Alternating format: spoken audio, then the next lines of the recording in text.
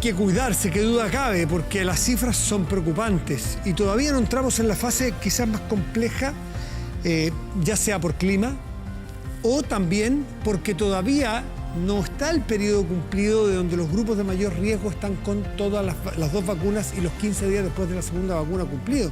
Es decir, nos quedan 2 semanas muy críticas probablemente. Para conversar de esto y otros temas, y como estamos aquí de manera presencial, nos ponemos la mascarilla. Está Sebastián Sichel, candidato presidencial.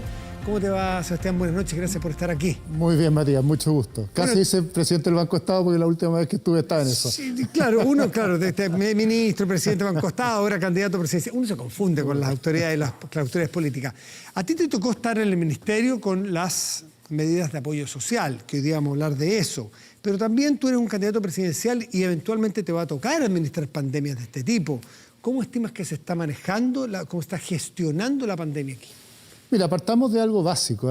Siempre somos buenos para culpar a los gobiernos, los estados de las fallas, pero tenemos una gran responsabilidad a los ciudadanos. Yo le tengo terror a esta idea de que tendremos que poner un carabinero por cada persona que sale a la calle para fiscalizarlo. Y por lo tanto creo que los ciudadanos primero no hemos cumplido con nuestro deber comunitario de cuidarnos lo suficiente. Y no decirlo es básicamente no hacernos responsables de que vivimos en comunidad, de que vivimos en sociedad y que si no nos protegemos nosotros, nadie nos va a cuidar. Y creo que el gran llamado primero es que no hay nadie más responsable de esta pandemia que nosotros mismos y de nuestro propio cuidado. Que hay una segunda dimensión que tiene que ver con la comunicación. Yo creo que en la política hemos estado más preocupados de pegarnos codazos y estar todo el día boxeándonos de quién lo hace bien y quién lo hace mal y quién ayuda y quién no ayuda, en vez de dar las señales correctas respecto a la administración de la pandemia. Quería tener 2 grandes puntos. Primero, urgencias a las ayudas, que lleguen lo más temprano posible para que la gente no tenga que salir a buscar sus recursos. Y segundo, no tranquilizar a la población. La primera recomendación en una crisis siempre es no celebrar hasta que sales de la crisis y estamos en el pic, como tú lo decías, de una crisis y por lo tanto aquí no hay ningún tipo de relajo que valga. A ti te tocó estar en la primera fase de... ¿Tú cuándo saliste del gobierno con fecha exacta? Del ministerio en junio. Mitad, junio. claro. O sea, ya estaban empezando las cuarentenas hace 2 semanas. Pero más te o menos. tocó estar en los momentos donde se diseñaron las primeras políticas de ayuda social. Y esa es la polémica que se ha dado las últimas semanas. ¿Focalizar o universalización? Te tocó estar en esos equipos. ¿Tú sientes hoy que hay que hacer alguna autocrítica de parte de este gobierno en cuanto a que ha sido demasiado focalizador, con demasiadas restricciones para que no se cuele nadie con los beneficios? Sí, yo más que el gobierno hago una autocrítica lo que hice yo también. Me carga esto que uno anda apuntando a otro. No, tú como parte de un gobierno. Sí, como parte de un gobierno. Yo creo que 2 cosas pasan. Confiamos demasiado en el registro social de hogares, es un buen termómetro para medir la situación socioeconómica de mediano plazo de una persona, pero no tenemos instrumentos del Estado para medir urgencia. Si yo me quedo sin pega hoy día, ¿cuándo el Estado se entera? 90 días después, y por lo tanto es imposible confiar en los instrumentos y la burocracia del Estado para estos casos. Más que universalidad o focalización, yo creo que la solución tiene que ver con el autorreporte, con personas que digan yo necesito y el Estado le transfiera y confíe en la declaración de las personas, porque la universalidad tiene un problema, que los recursos no alcanzan para todos, que yo no quiero que le llegue al hijo de un gran millonario o un millonario la ayuda, quiero que le llegue a quien necesita y por lo tanto la mejor fórmula... O de una persona que no ha perdido el empleo. Que no ha perdido el empleo, exactamente. Claro. Yo creo que también hay harto ahí de gente que está vendiendo humo diciendo hay que darle a todo el mundo. No, hay que darle a todo aquel que lo solicite y sancionar al que miente con la información. El bono clase media, el primero, avanzaba en ese sentido. Nos encontramos la sorpresa en el banco, que más de, no me acuerdo cuánto, pero 1000 personas habían falseado información, finalmente 22 terminaron siendo despedidos y eso demuestra finalmente que es mejor sancionar después, pero que todos los que recibieron el bono y declararon necesitarlo, lo reciban y no al revés, confiando en la burocracia del Estado que deja mucho que desear en casos de crisis. Bueno, parte de las propuestas que tú estás empezando a sociabilizar tiene que ver con modernización del Estado, tema que también es muy manido, manoseado, y uno pierde la esperanza en que se puede hacer. ¿Por qué Sebastián Sichel va a ser capaz de modernizar el Estado? 2 cosas, y para cerrar lo de la crisis, ojo, un llamado también a que el Estado tiene que hacer más, pero un llamado a los privados que pueden hacer más en estas cuarentenas, cosa que también pasó en la crisis cuando empezó las cuarentenas, yo estaba en el gobierno. Creo que la postergación del pago de cuentas, no solo las sanitarias, sino las eléctricas, las de telecomunicaciones y las de Internet es vital en esta etapa y ojalá los privados sean generosos o abran esa posibilidad para quienes están sin pega y lo mismo con la postergación de los créditos FOGAPE. ¿Lo digo? ¿Son los FOGAPE? Los FOGAPE y todo. No, FOGAPE, crédito hipotecario y crédito de consumo, aquel que demuestre que se quedó sin empleo. Encontramos la misma situación que antes. Antes se demoró mucho el sector privado en reaccionar, tuvimos que ir a golpearle la puerta como Estado. Ojalá mañana y pasado hagan lo que hicieron las sanitarias y den una señal de todo aquel que necesite postergar pueda postergar, porque vamos a vivir 2 meses otra vez de cuarentenas permanentes o intermitentes y por lo tanto vamos a tener problemas de empleo. A la pregunta tuya de la modernización del Estado. ¿Sabes que parece muy urgente? Muy urgente. Parece muy Siempre urgente. hablamos de la modernización del Estado como aguas adentro, como el computador, la tecnología, y yo estoy muy preocupado de que esto ocurra afuera del Estado, atrás del mesón, para la gente que necesita el Estado. Por ejemplo, yo propuse algo que lo viví en el banco.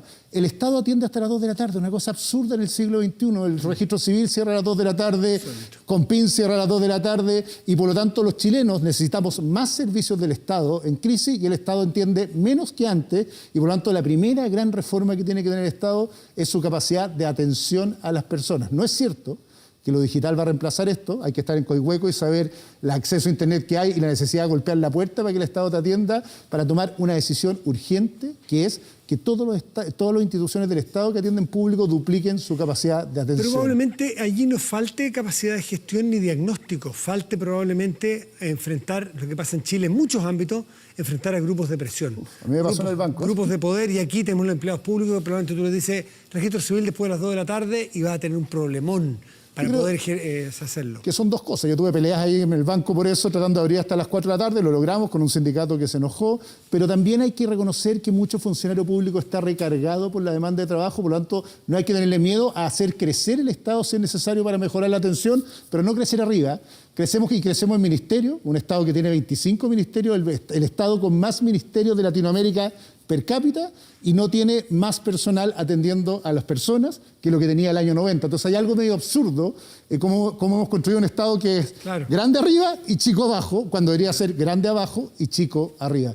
Y la segunda cosa con modernización es que el Estado cada día tiene que hacer más transferencias o pagos directos a los ciudadanos. Me pasó mucho como ministro de Desarrollo Social.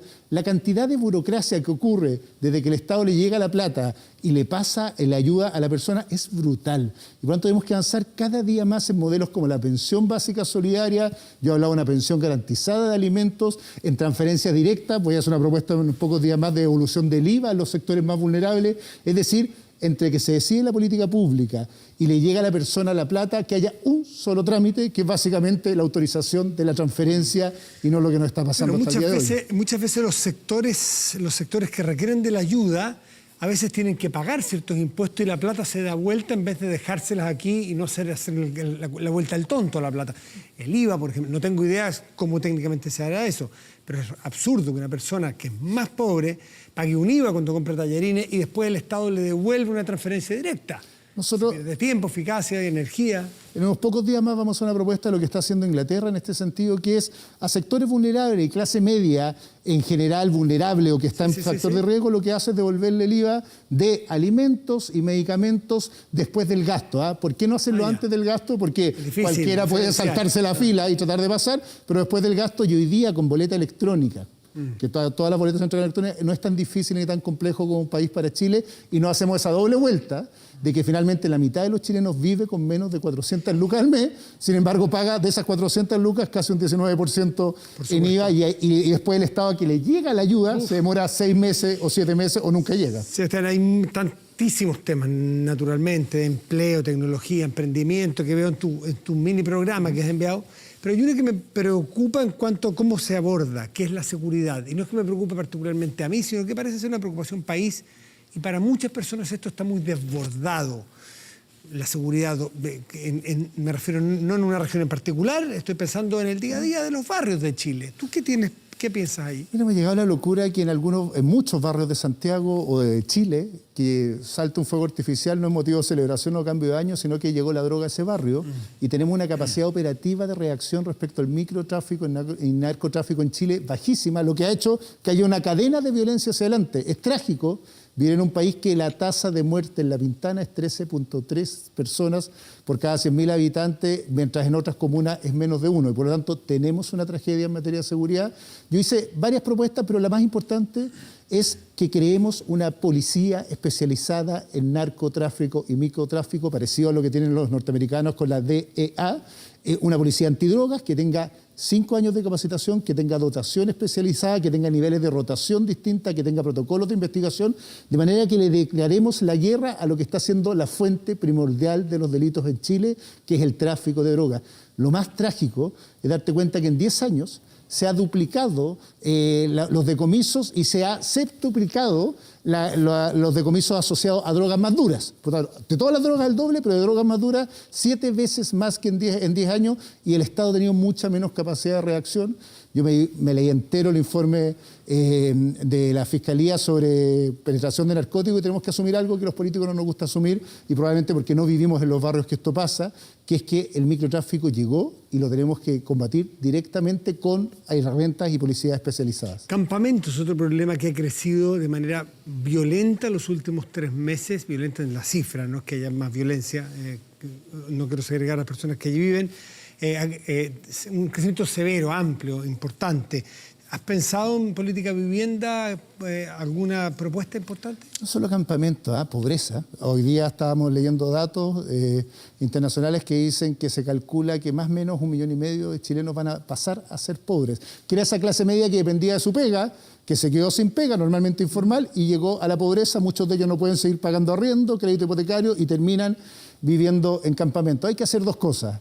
La más importante, lo dije, que el Estado cada día más ayude con ingresos y complemente ingresos a las personas, porque es una forma finalmente de generar vida, también, ojo, generar pega. O sea, esta mirada como del siglo XXI de algunos que dicen las empresas, los empresarios, necesitamos empresas que generen más empleo en el mediano plazo, y en materia de vivienda, el Estado es el principal dueño de tierra en Chile, el principal dueño. Y mucha de esa tierra o de propiedades no está disponible para la construcción de viviendas sociales. El Estado va a tener que tener como prioridad que los terrenos fiscales se usen para construcción de vivienda. Un comité de vivienda te lo diría más simple. Sabe que llevo 10 años esperando que aparezca un terreno al precio que yo puedo pagar como comité. Y el Estado tiene. Y el Estado tiene ahí al lado, mira lo que pasa en Los Barnechea o lo que pasa en Santiago Centro, tiene un Estado ahí al lado que está especulando con ese terreno en vez de construir viviendas sociales. Además, y esto quizás es el desafío más grande, de políticas en serio de integración social. No ejemplares con un edificio en la comuna, sino que planes reguladores exijan que por cada edificio haya departamentos asignados para subsidios de clase media o subsidios sociales, de manera de ir compensando y equilibrando una ciudad que se ha ido generando una ciudad de guetos, en que vivimos en lugares distintos y no tenemos cohesión social. Muchos temas quedan, pero el tiempo es escaso. Habrá otra oportunidad, Sebastián Sichel. El 18 de mayo, me contaste, inscriben las candidaturas. 18 de julio es la primaria. Sí, y estoy esperando que me inviten formalmente lo antes posible a participar en la teleserie primaria. Esa teleserie dejémosla afuera, pero es interesante. ¿Por qué de los políticos? No, pero de los independientes más que los políticos. Gracias, Sebastián. Muchas gracias, Matías, que esté muy bien. Hacemos una pausa.